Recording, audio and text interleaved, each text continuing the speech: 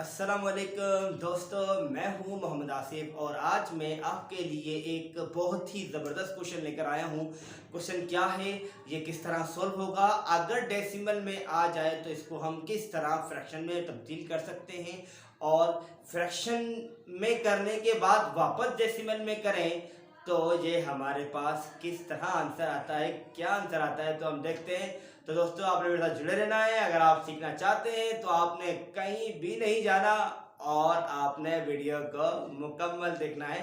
और दोस्तों, अगर आपको वीडियो अच्छी लगे तो इसको लाइक करना है, सब्सक्राइब करना है और शेयर करना आपने इसको नहीं भूलना है। तो दोस्तों, हम अपने टाइम को ज़ाया किए बगैर क्वेश्चन को देखते हैं हमारे पास क्वेश्चन क्या है और इसको हम किस तरह सॉल्व कर सकते हैं। तो सबसे पहले हम क्या करेंगे, क्वेश्चन को हम चेक करेंगे क्वेश्चन कहना क्या चाह रहा है, ये मांग क्या रहा है, जो ये हमसे मांग रहा है हम उसको दे भी रहे हैं या नहीं दे रहे। तो देखते हैं क्वेश्चन क्या है हमारे पास क्वेश्चन क्या है, find the question of the following and से what type of decimal it is. Question कह रहा है कि आपने इसका क्वेश्चन मालूम करना है लेकिन डेसिमल में क्या आ रहा है ये आपने बताना है। तो देखिए क्वेश्चन हमारे पास क्या है, ए 12.4 डिवाइड बाय 3, 12.4 डिवाइड बाय 3, इसको हमने क्या किया, सॉल्यूशन लेके क्वेश्चन को हमने एज इट इज ही कॉपी कर लिया। कॉपी करने के बाद डिवाइड को हम इस तरह भी हम लिख सकते हैं, डिवाइड को हम इस तरह भी लिख सकते हैं। तो मैंने क्या किया, 12.4 डिवाइड बाय 3 लिखा। फिर मैंने क्या किया, पॉइंट को खत्म करने के लिए, क्योंकि इसको मैंने फ्रैक्शन में चेंज करना है, तो पॉइंट को खत्म करने के लिए मैंने क्या किया, मल्टीप्लाइंग एंड डिवाइड बाय इसको 10 से किया है। 10 से क्यों किया है, क्योंकि पॉइंट के बाद जो है एक ही डिजिट है, पॉइंट के बाद एक ही डिजिट है, इसीलिए इसको मैंने 10 से मल्टीप्लाई भी किया है, डिवाइड भी किया है। अब देखें, मल्टीप्लाई करने का मकसद क्या है, डिवाइड करने का मकसद क्या है। इसका मकसद ये है कि पॉइंट को ख़त्म करना है। पॉइंट को ख़त्म करने के बाद एक मुकम्मल वैल्यू लेकर आनी है, डेसिमल से इसको चेंज करना है पॉइंट, ठीक है, पॉइंट को यानी कि ख़त्म करना है, यानी कि डेसिमल पॉइंट को हम क्या कहते हैं, डेसिमल कहते हैं, ठीक है। पॉइंट में जो वैल्यू होती है और डेसिमल से इसको चेंज करके एक मुकम्मल वैल्यू लेकर आनी है, इसीलिए मैंने इसको मल्टीप्लाई करवाया है और डिवाइड करवाया। लेकिन सवाल ये पैदा होता है कि मैंने इसको 10 से ही क्यों मल्टीप्लाई करवाया, 100 से मल्टीप्लाई क्यों नहीं करवाया, मैंने इसको क्या नाम है 1000 से क्यों मल्टीप्लाई नहीं करवाया। तो उसकी वजह क्या है कि पॉइंट के बाद जो है, अगर आप गौर से देखें, पॉइंट के बाद हमारे पास जो वैल्यू है, जो डिजिट है, वो हमारे पास एक है। अगर एक है तो हम क्या करेंगे, 10 से मल्टीप्लाई भी करवाएंगे और डिवाइड भी कराएंगे। अगर पॉइंट के बाद हमारे पास दो डिजिट होते, यानी कि 12.45 भी इन केस अगर होता, तो मैं इसको फिर 100 से मल्टीप्लाई भी करवाता और डिवाइड भी करवाता। अगर पॉइंट के बाद 3 वैल्यू होती, 3 डिजिट होते, तो मैं इसको 3 जीरो लगा के यानी कि 1000 से मल्टीप्लाई भी करवाता, डिवाइड भी करवाता। अब सवाल ये पैदा होता है कि मल्टीप्लाई तो चलो ठीक है, लेकिन डिवाइड क्यों करवाना है। डिवाइड करवाने की वजह क्या है, वो वजह ये है कि अगर हम मैथमेटिक्स का ये रूल है, अगर आप आगे सॉल्व करना चाहते हैं, अगर आप सॉल्व कर रहे हैं आगे, अगर आप रिवर्स करके चेक करें तो वही वैल्यू आनी चाहिए। इसका मतलब ये आंसर सही होगा। अगर आप रिवर्स कर रहे हैं और आंसर वो नहीं आ रहा, तो इसका मतलब आगे आप गलत सॉल्व कर रहे हैं। तो देखें, हमने क्या किया, डिवाइड, अगर मैं इसको इनकेस कैंसिल कर दूं तो कोई फर्क पड़ा इसके ऊपर, नहीं पड़ा।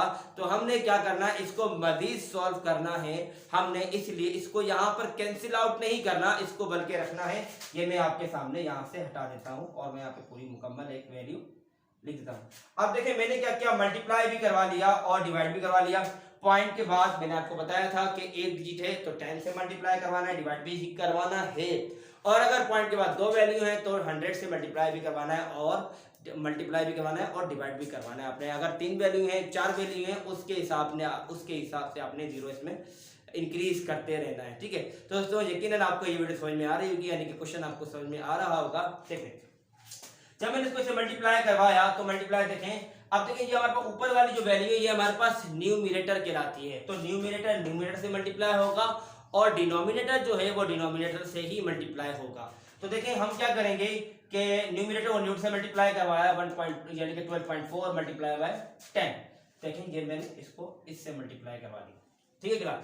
अब देखें, कि 0 को जब 4 से मल्टीप्लाई करवाया तो 0 4 जार 0, 0 2 जार 0, 0 1 जार 0, मल्टीप्लाई का साइन लगाया 1 4 जार 4, 1 2 जार 2, 1 1 जार 1, 1 1 जार 1 आ गया, और प्लस का साइन लगाते हैं क्योंकि इनको हमने क्या करना है, प्लस करना है। तो 0 का 0 ऐसे ही आ गया, 4 प्लस 0 4 आ गया, 2 प्लस 0 2 आ गया, और 1 का 1 ऐसे ही आ गया। अब देखिए ये पॉइंट है, पॉइंट मैंने यहां ही क्यों लगाया है, 0 से 0 के बाद क्यों नहीं लगाया, 4 के बाद क्यों नहीं लगाया, 2 के बाद यानी कि इधर क्यों नहीं लगाया, और यहाँ 1 से पहले यानी कि क्यों नहीं लगाया, या 1 के बाद मैंने यहाँ पर पॉइंट क्यों नहीं लगाया, मैंने यहाँ पर ही क्यों पॉइंट लगाया।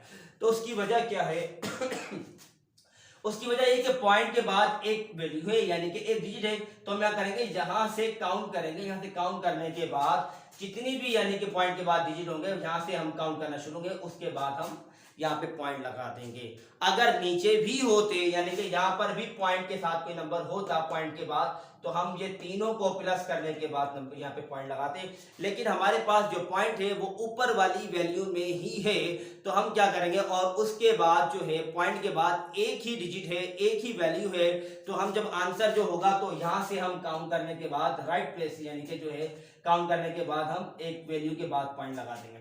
तो दोस्तों पॉइंट के बाद अगर 0 आ जाए तो इसकी कोई वैल्यू नहीं है, लेकिन अगर कोई नंबर हो तो क्या नाम है, फिर नंबर हम जरूर लिखते हैं, चाहे 1 हो 2 हो 3 हो, कुछ भी हो, पॉइंट के बाद अगर नंबर होगा तो हम लिख के बताते हैं कि पॉइंट में ये है।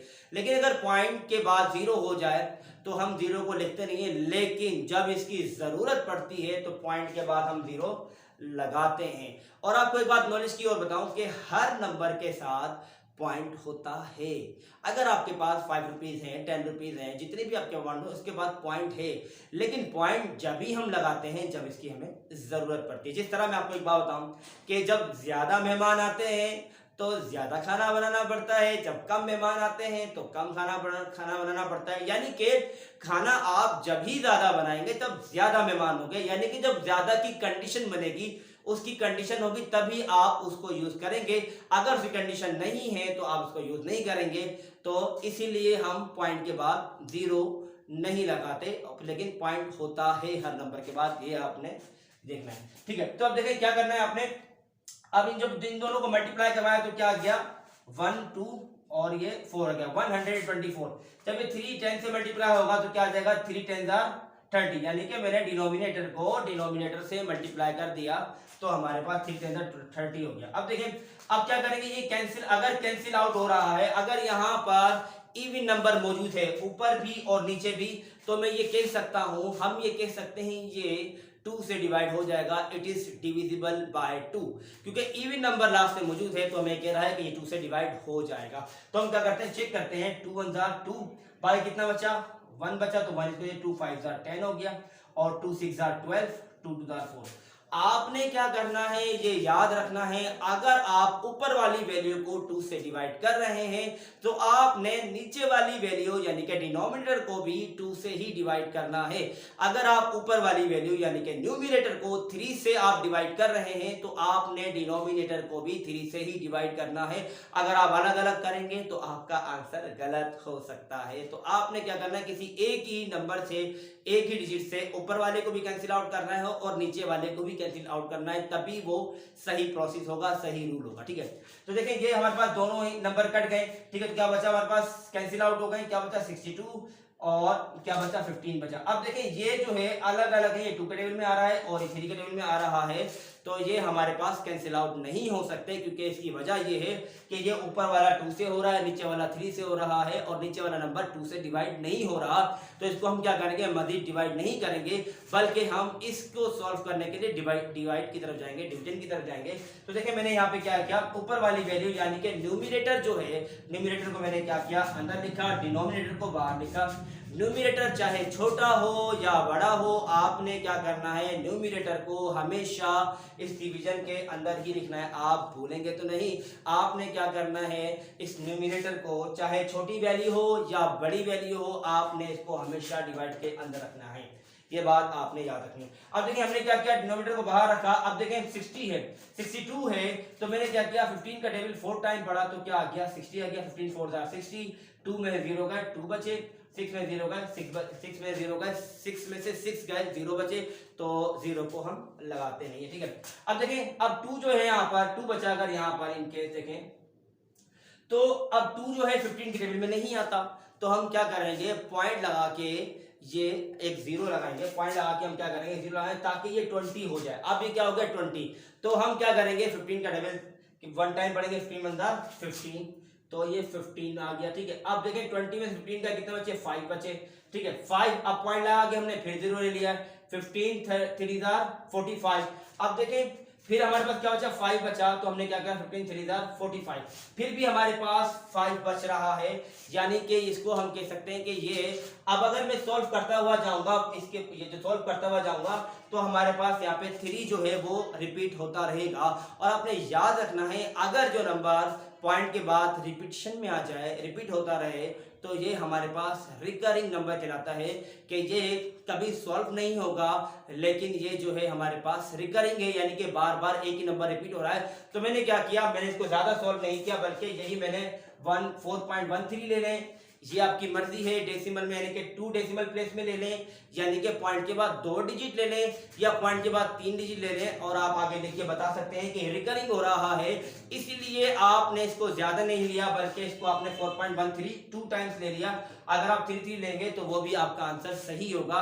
अगर आपसे पूछा जाए कि आप क्या नाम है पॉइंट के बाद 3 डेसिमल प्लेस तक करें, यानी कि पॉइंट के बाद 3 मरतबा तक सॉल्व करें, 3 डेसिमल प्लेस का मतलब ये होता है कि पॉइंट के बाद 3 मरतबा तक सॉल्व करें तो उससे हम डेसिमल प्लेस कहते हैं, 3 डेसिमल प्लेस कहते हैं।